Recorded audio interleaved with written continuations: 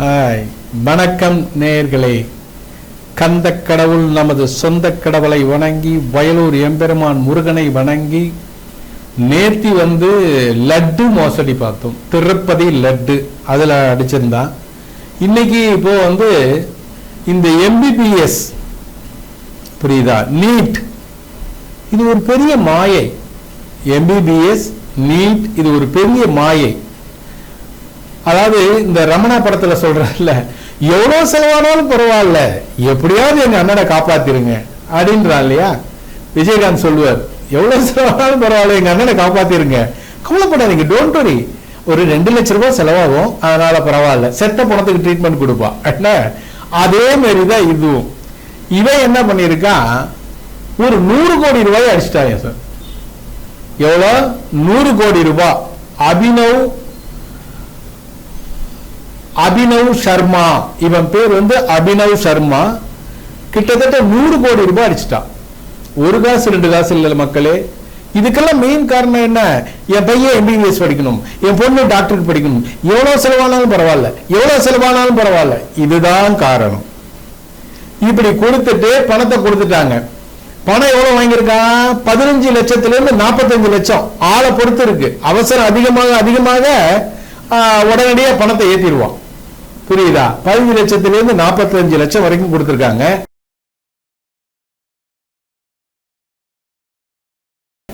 Complaint கொடுத்திருக்காங்க. இவன் கூட சேர்ந்து சுரேஷன் ஒருத்தன் ஜெயில பழக்கமாயிருக்கான். ஜெயில பழக்கமாயிருக்கான் சுரேஷன். 2 பேரையும் சேர்த்து போலீசார் கைது பண்ணி விசாரணை பண்ணா, இந்த அபினவ் சர்மா அப்படிங்கிறவன் பீகார் மாநிலத்தை சேர்ந்தவர், ஐடி பட்டதாரி. மூளையை பூரா இதுலதான் செலவு பண்றான், அதுல செலவு பண்றது இல்ல. ஐடி பட்டதாரி. டெல்லிக்கு போயிருக்கான் வேலைக்கு. ஒரு கன்சல்டன்ட் கம்பெனிக்கு வேலைக்கு போயிருக்கான். டெல்லியில ஒரு கம்பெனிக்கு வேலைக்கு போயிருக்கான். அங்க வேலைக்கு போனதுல இருந்து இந்த எம்பிபிஎஸ் சீட்டு எப்படி வாங்குறாங்க, இடைத்தரகர்கள் யார், கமிஷன் ஏஜென்ட் யாரு, கமிஷன் எவ்வளவு கிடைக்குது, குறுக்கு வழியில எப்படி எல்லாம் பணம் வருது அப்படிங்கறத ஃபுல்லா பார்த்துட்டான். யாரு? இந்த அபினவ். இத பார்த்துட்டு இவன் என்ன பண்ணிருக்கான், அதே பேட்டர்ன். புரியுதா? ஒரு காப்பி கடை ஆரம்பிச்சு அடுத்து ஒரு காப்பி கடை ஆரம்பிக்கிறாள் மாஸ்டர். அதே மாதிரி அதே பேட்டர்ன்ல அவங்களெல்லாம் கூட சொல்ல முடியாது, ஏன்னா அவங்க நல்லா தான் போடுவாங்க. அதே பேட்டர்ன்ல எம்பிபிஎஸ் சீட்டு டெல்லியில ஆரம்பிச்சுட்டா. அதே மாதிரி ஏஜென்ட்கள் நியமிச்சுட்டா, தரகர்கள் நிறைய பேரை நியமிச்சுட்டா. ஏஜென்ட், தரகர்கள், கமிஷன் அடிப்படை எல்லாரையும் போட்டான். இந்தியா ஃபுல்லா, கொஞ்சம் நஞ்சம் கிடையாது, இந்தியா ஃபுல்லா போட்டான்.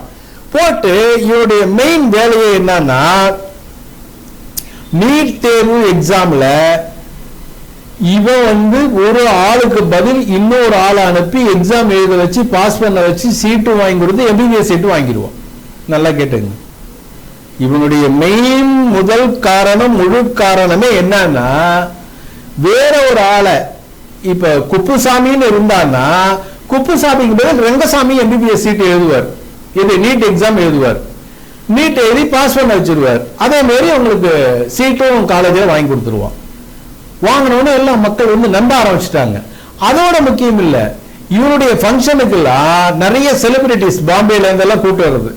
கூட்டு வந்து பெரிய ஃபங்க்ஷன் மாரி எல்லாம் நடத்துறது. அவார்டு ஃபங்க்ஷன் தான், யார் வீட்டு காசு என்ன, அவார்டு ஃபங்க்ஷன் எல்லாம் நடத்தி பெரிய பேர் வாங்கணும்னா மக்களுக்கு ஒரு நம்பிக்கை வந்து போச்சு.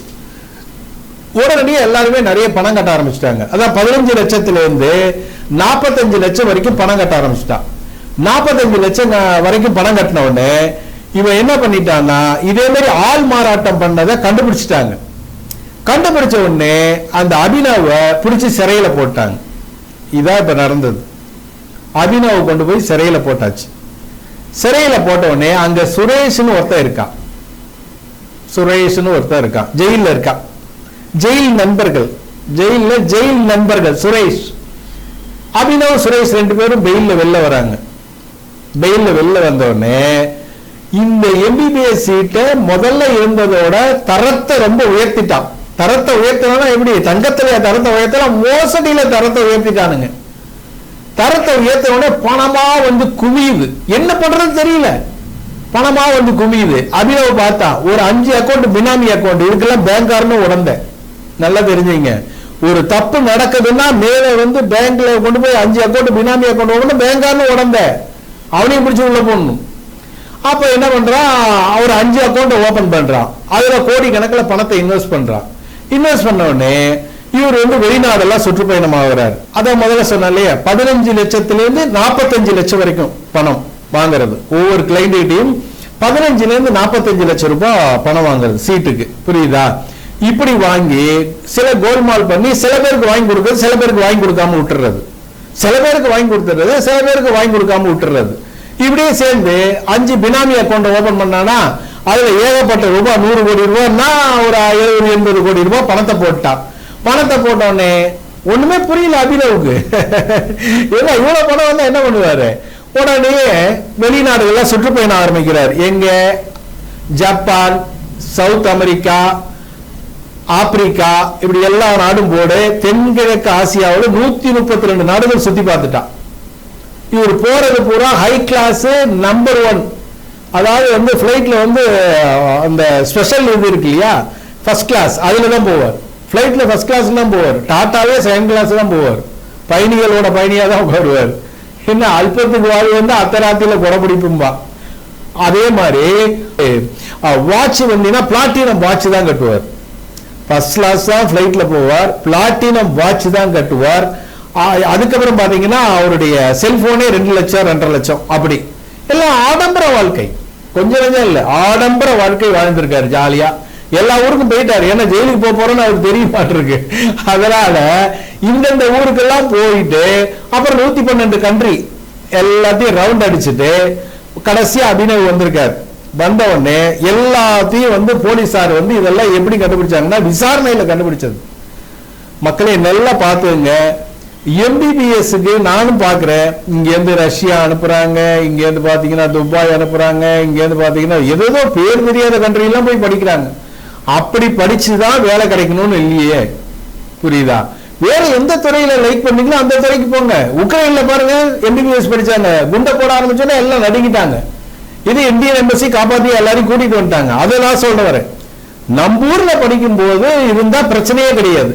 இதே பாத்தீங்கன்னா வெவ்வேறு இடத்துல கொண்டு போய் வெவ்வேறு மாநிலங்களை கொண்டு போய் பணத்தை கொடுத்தீங்கன்னா பணமும் போச்சு, அதோட குழந்தை லைஃபும் போச்சு. பணமும் போச்சு, குழந்தை லைஃபும் போச்சு. அதுக்கப்புறம் பாத்தீங்கன்னா இங்க நிறைய வந்து ஃப்ரெண்ட்ஸ். இவருடைய பார்ட்டி எங்க தெரியுமா? டெல்லி, பாம்பே, துபாய், இது கோவா, இத மாதிரி இடங்கள்ல பெரிய பெரிய பார்ட்டி வைக்கிறது, விருந்துகள் வர்றது.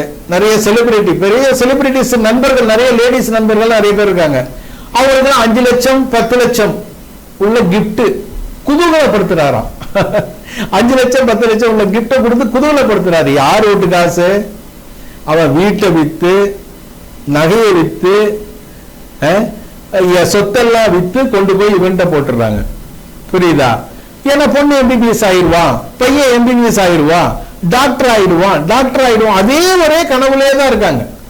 அந்த கனவுங்கிற ஒரு மாயை இவங்களை எல்லாத்தையும் மறைச்சு பணத்தை கொண்டு போய் கட்டி அவன் அடிச்சுட்டு தடவடியே போயிடுறான். 100 கோடி ரூபாய் அடிச்சிருக்கான்.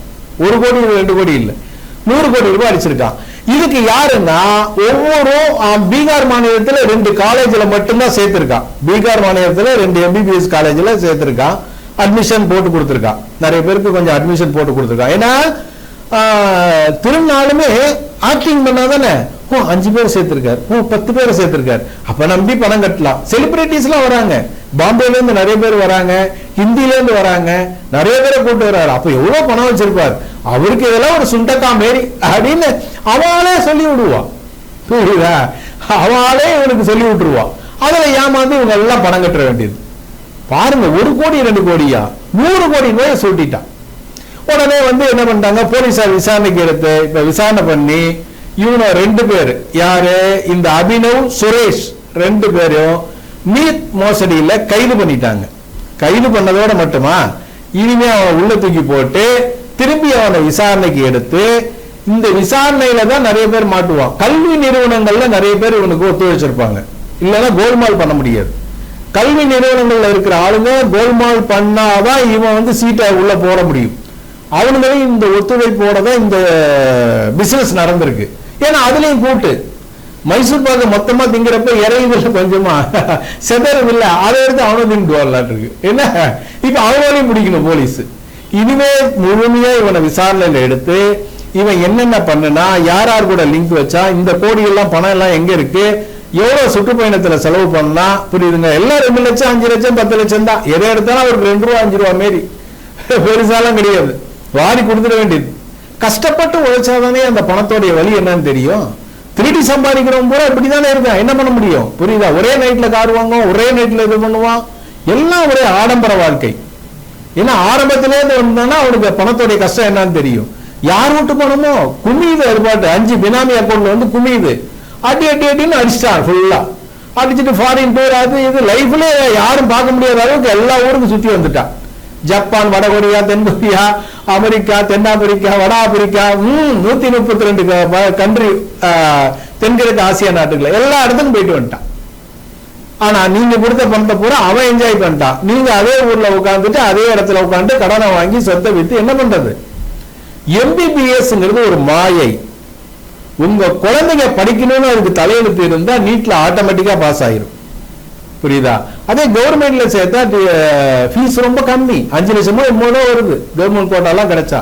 அப்படி படிச்சுட்டு போட்டோம், யோகா இருந்தா அப்படி படிச்சுட்டு போட்டோம். அதையே பீட் பண்றீங்க.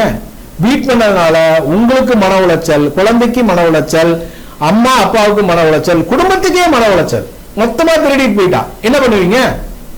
அதனால எதிர்வரும் காலங்கள்ல அது தலையெழுத்துப்படி அது அதுக்கு நடக்கும் அப்படிங்கிறத நீங்க நினைச்சீங்க. பணத்தை கொண்டு அனாவசியமா கட்டி ஏமாந்துடாதீங்க. ஏமாந்தீங்கன்னா இந்த பணத்தெல்லாம் இந்த காலத்துல பிடிக்கவே முடியாது. அவ எந்த ஜெயில இருக்கா, என்ன பண்ண போறா, இந்தியா முழுவதும் பண்ணியிருக்கான். அதுக்குன்னே தரகர் இருக்கா, ஏஜென்ட். இனிமே தரகரை பிடிக்கணும், ஏஜென்ட பிடிக்கணும், வரிசைக்கு எத்தனை பேரை கைது பண்ணுவாங்க போலீஸ். அதனால இனிவரும் காலங்கள்ல இந்தியா, நம்ம தமிழ்நாட்டுக்குள்ள பாருங்க, பெங்களூர்ல பாருங்க, அதே மாதிரி ஒவ்வொரு ஊர், கேரளாக்குள்ள பாருங்க, அங்க இல்லையா தமிழ்நாட்டுல பாருங்க. இப்படி பக்கத்தால இருந்தா தெரிஞ்ச மாநிலம் பிரச்சனையே இருக்காது. இதை கொண்டு போய் டெல்லியில பணத்தை கட்டிங்கன்னா எந்த பிளைட்ல போய் எங்க போய் அவனை எப்படி பிடிக்கிறது? அதனால இனி எம்பிபிஎஸ் சீட்டு சேரணும்னா அதுக்கே தலையெழுத்து இருந்து ஆட்டோமேட்டிக்கா குழந்தைங்க ஜாயின் பண்ணிட்டு போறாங்க. அதை விட்டுட்டு நீங்க புஷ் பண்றீங்க, நீ எம்பிபிஎஸ் தான் படிக்கணும், பையன் எம்பிபிஎஸ், பொண்ணு எம்பிபிஎஸ் அப்படின்னா பல கோடி சொத்து போயிருமே, எப்ப சம்பாதிக்கிறது? அதனால எதிர்வரும் காலங்கள்ல நீங்க இதை ரொம்ப ஜாக்கிரதையா ஹேண்டில் பண்ணனா உங்க மொத்த பணத்தையும் இழந்துருவீங்க. கேர்ஃபுல்லா இருங்க. நன்றி, வணக்கம். சித்தரின் மெய்சிலுக்கும் அனுபவங்கள் என்று முன்னரே கூறியிருந்தோம் அல்லவா? அந்த உண்மையை உங்களுக்கு சொல்ல வேண்டாமா? அந்த சித்தர் நேரடியாக அந்த அம்மனுக்கு அபிஷேகம் செய்யும் போது அந்த அம்பாள் பாம்பு ரூபத்தில் எழுந்தருளியிருக்கிறாள். அந்த காட்சிகளை இப்போது நீங்கள் பார்த்து கொண்டிருக்கிறீர்கள். அந்த பாம்பு ரூபத்தில் எழுந்திருக்கும் அம்பாளை இந்த சித்தர் பாலால் அபிஷேகம் பண்ணுகிறார், சந்தனத்தால் அபிஷேகம் பண்ணுகிறார். என்னதான் ஜீவன் இருந்தாலும் 5 அறிவு படைத்த ஜீவன், தெய்வத்தினுடைய பாம்பு இல்லை என்றால் யாராயிருந்தாலும் தீண்டும். ஆனால் கடவுளின் அருள் பெற்ற இந்த சித்தர் அந்த பாம்புக்கு அபிஷேகம் பண்ணும் போது எந்தவித மறுப்பும் அது தெரிவிக்கவில்லை. சில நேரம் மஞ்சள் தண்ணி எடுத்து அது வாயிலே போடுறார். இதெல்லாம் பார்க்க ரொம்ப மெய்சிலிருக்கும் அனுபவமா இருக்கு.